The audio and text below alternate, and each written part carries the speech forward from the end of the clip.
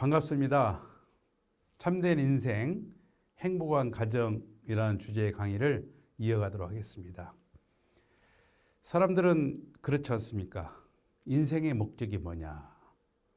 참 어려운 질문이죠. 그 인생의 목적을 알기 위해서는 하나님이 우리 인간을 왜 창조했는가? 그 이유와 동기를 알지 않으면 안 됩니다. 하나님의 본질적 속성, 그리고 참 사랑의 뿌리, 인격의 핵, 이것은 하나님의 심정이다. 이렇게 말씀을 드립니다. 소위 하나님의 심정을 한마디로 말씀을 드린다면 사랑하고 싶어서 견딜 수 없는 충동입니다. 사랑하고 싶어서 견딜 수 없는 그 충동을 하나님께서는 대상을 요구하게 된 거예요. 그 대상이 구상으로만 남아진다면 그 기쁨이 영속할 수는 없겠죠. 순간적인 기쁨입니다. 따라서 하나님의 심정과 사랑과 생명과 하나님이 가진 모든 것을 실체로 전개한 것이 인간 조상 아담과 해와입니다. 창세기 1장 27절을 보게 되면 하나님이 자기 형상, 곧 하나님의 형상대로 사람을 창조하시되 남자와 여자를 창조했다. 하나님의 모든 것을 닮아서 실체로 전개된 것이 뭐냐? 남자와 여자다 하는 이야기입니다. 그러니까 남자를 A라고 하고 여자를 B라고 했을 때 그 남자와 여자의 결합은 A, B가 아닙니다. C가 되는 것입니다. 그러니까 남성과 여성이 사랑하는 그 두 청춘이 결혼을 해서 하나의 가정을 이루게 되면은 하나님의 형상을 완성하는 거예요. 그러니까 전혀 다른 실체 대상이 된다 하는 얘기입니다.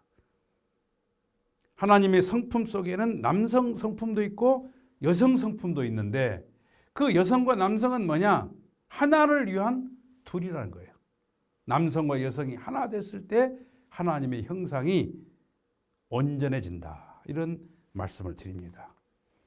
그래서 부부는 그 부부의 위치와 사랑을 한번 우리가 깊이 들여다보면은 남편은 뭐냐? 전 우주의 양성을 대표한 자예요. 아내 앞에 있어서 전 우주의 양성을 대표해서 나에게 온 존재가 누구냐면 남편입니다. 그리고 전 인류의 남자를 대신하고 그 남편의 가문의 전통과 그 혈통과 그 가문이 가지고 온 모든 것을 대신해서 나에게 다가온 내 사랑의 파트너입니다. 그래서 그 남편 된 입장에서는 아내의 부족한 부분을 다 이렇게 서로 메꿔주고 그래서 완성해 가는 겁니다. 그럼 아내는 어떨까요? 전 우주의 음성을 대표하고 전 인류의 여자를 대표하고 아내의 혈통과 가문의 전통을 대표해서 나에게 오는 거예요. 그러니까 가문과 가문이 만나는 거고 혈통과 혈통이 만나는 거예요. 그러니까 우주의 음과 양을 대표해서 만나는 거예요. 그래서 결혼은 참으로 신성한 것입니다. 존엄한 거죠. 그래서 아내는 남편의 부족한 부분을 메꾸는 것입니다. 예를 들면 남자는 남성 호르몬이 70이라면 여성 호르몬이 30입니다. 여성은 여성 호르몬이 70이라면 남성 호르몬이 30이에요. 그러니까 자기에게 부족한 것을 충족시키고자 하는 것이 인간의 욕구입니다. 그러니까 남편은 아내를 통해서, 아내는 남편을 통해서 부족한 호르몬의 불균형을 완성하게 되는 거예요. 그런데 그 부부 사이에 있어서는 그렇게 말씀을 하십니다. 7 방향에 서야 된다. 예를 들면 남편이 아버지처럼 나오면은 아내는 딸처럼 다가가야 된다는 거예요. 오빠처럼 나오면 동생처럼, 또 아내가 누나처럼 나오면 남동생처럼, 엄마처럼 나오면 아들처럼, 연인처럼, 부부처럼 이렇게 다양한 각도를 통해 가지고 상대성을 띄었을 때 그 사랑이 조화가 되고 무궁무진하고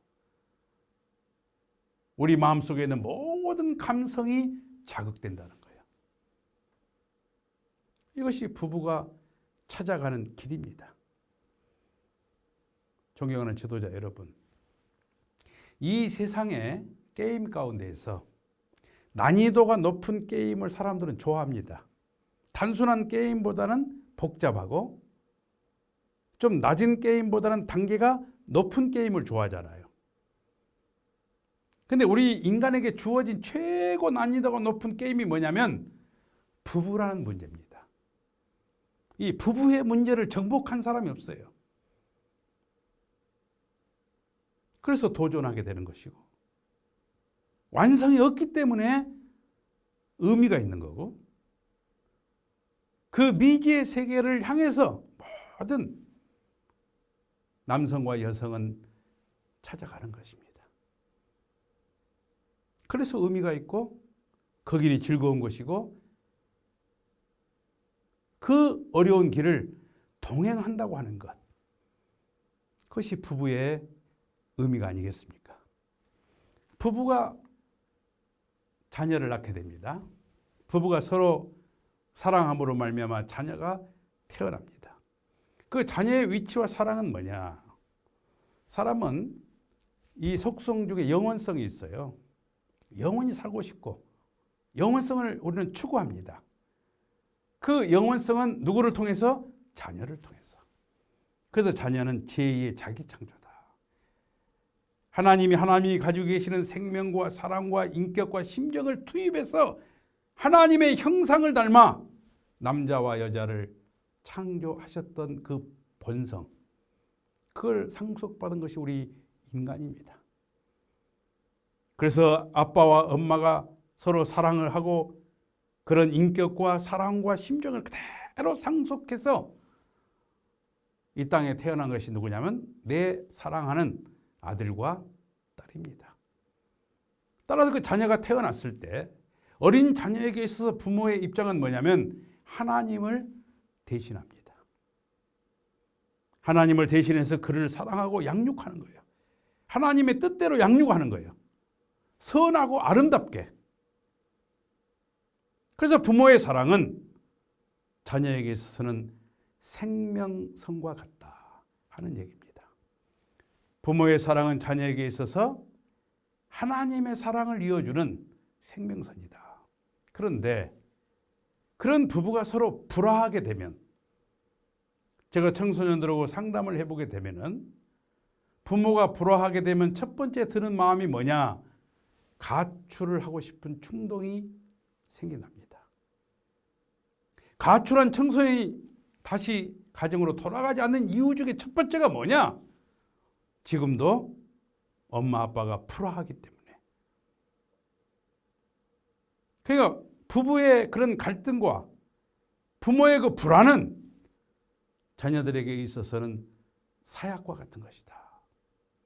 부모가 서로 사랑하고 신뢰하고 서로 존경하는 그런 화목한 가정을 이루게 되면 자연스럽게 자녀들은 거기에 공유하고 싶고 그 사랑에 담기고 싶고 그 사랑에 함께하고 싶고 엄마 아빠의 길을 가고 싶은 거예요.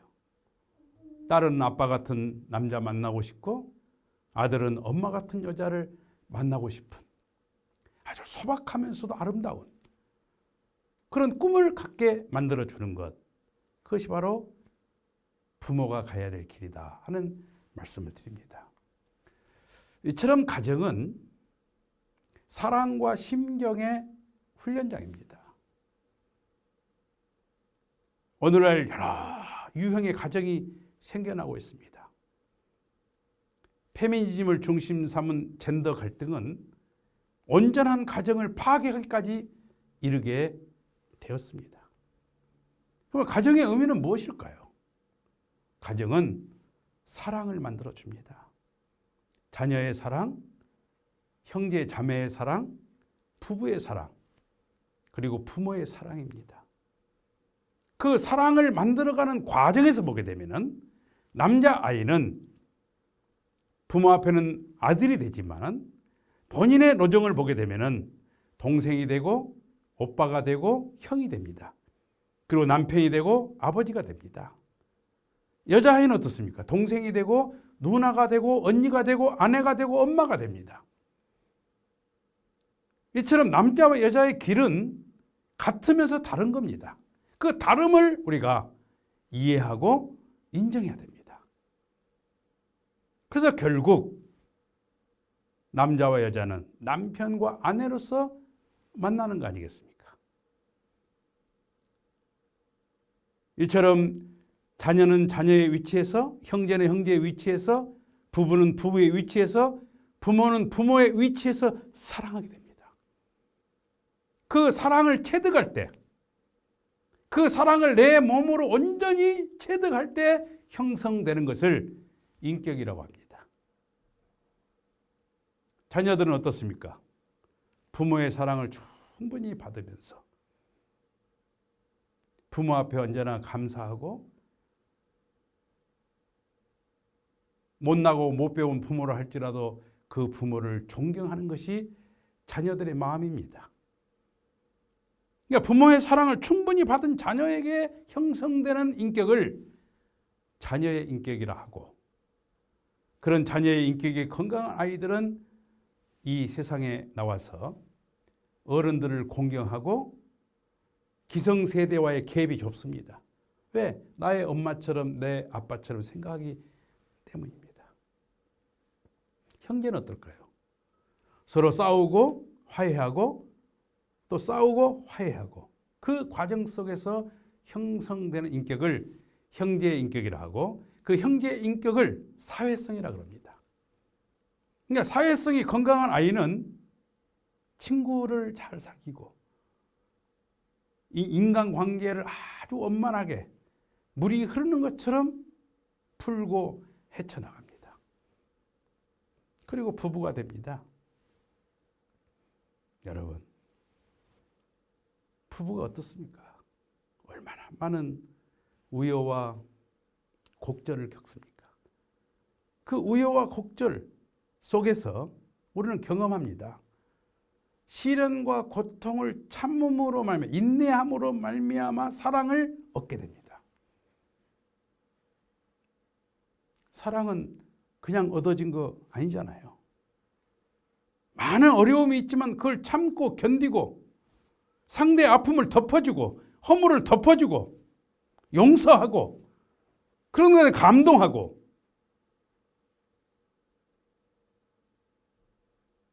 그 사랑을 완성합니다.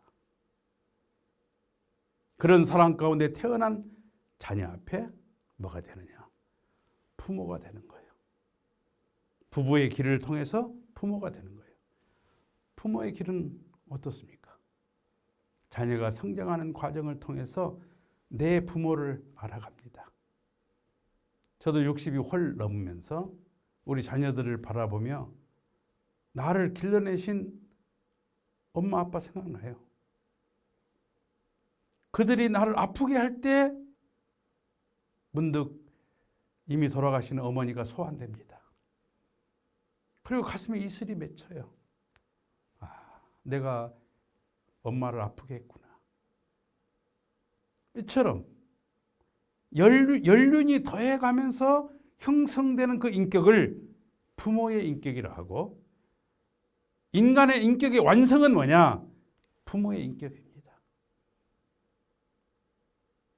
자녀의 인격, 형제의 인격, 부부의 인격, 부모의 인격.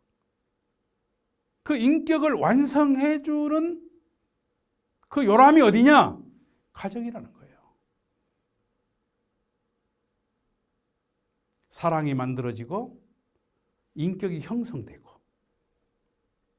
그리고 그 인격이 형성된 그 터전에서 만들어진 것이 뭐냐면 심정권이에요. 심정권은 뭐냐?